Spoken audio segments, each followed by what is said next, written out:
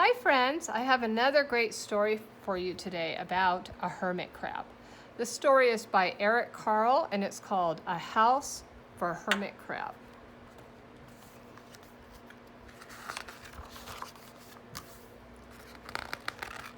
And he wrote a little message to his son, and it says, "For my son Rolf, hermit crabs live on the ocean floor. Their skin is hard except for the abdomen, that's their tummy, which is soft. To protect this soft spot, the hermit crab borrows a shell and makes it its house. Then only its face, feet, and claws stick out from the shell. That way it can see, walk, and catch its food. When a hermit crab is threatened or scared, it withdraws into its shell until the danger has passed." A House for Hermit Crab by Eric Carle. Early in February, Hermit Crab found just the right house he was looking for. It was a big shell and strong.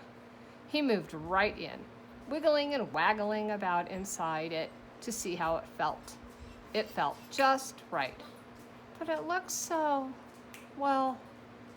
plain, thought Hermit Crab. In March, Hermit Crab met some sea anemones. They swayed gently back and forth in the water. "How beautiful you are," said Hermit Crab. "Would one of you be willing to come and live on my house? It's so plain, it needs you." "I'll come," whispered a small sea anemone. Gently, Hermit Crab picked it up with his claw and put it on his shell. In April, Hermit Crab passed a flock of starfish moving slowly along the sea floor. "How handsome you are," said Hermit Crab. "Would one of you be willing to decorate my house?" "I would," signaled a little sea star. Carefully, Hermit Crab picked it up with his claw and put it on his house.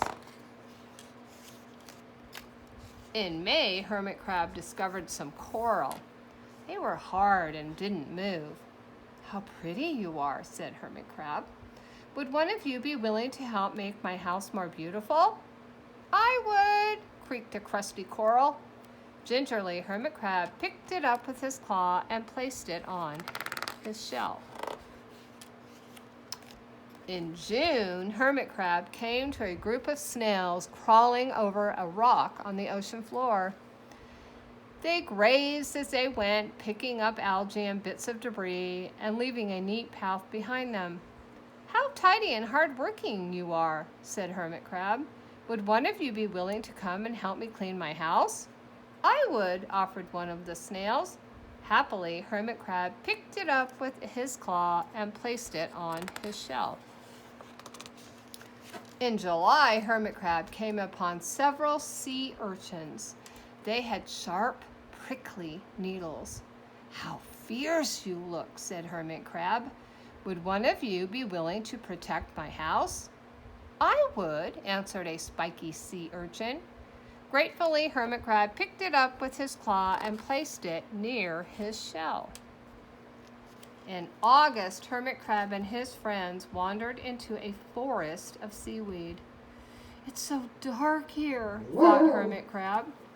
"How dim it is," murmured the sea anemone. "How gloomy it is," whispered the starfish. "How murky it is," complained the coral. "I can't see," said the snail. "It's like a nightmare," cried the sea urchin. In September, Hermit Crab spotted a school of lanternfish darting through the dark water. "How bright you are," said Hermit Crab. "Would one of you be willing to light up our house?" "I would," replied one lanternfish, and it swam over near the shell. In October, Hermit Crab approached a pile of smooth pebbles. "How sturdy you are," said Hermit Crab. "Would you mind if I rearranged you?" "Not at all," answered the pebbles. Hermit Crab picked them up one by one with his claw and built a wall around his shell. "Now my house is perfect," cheered Hermit Crab. But in late November, Hermit Crab felt that his shell seemed a bit too small. Little by little, over the year, Hermit Crab had grown. Soon, he would have to find another bigger home.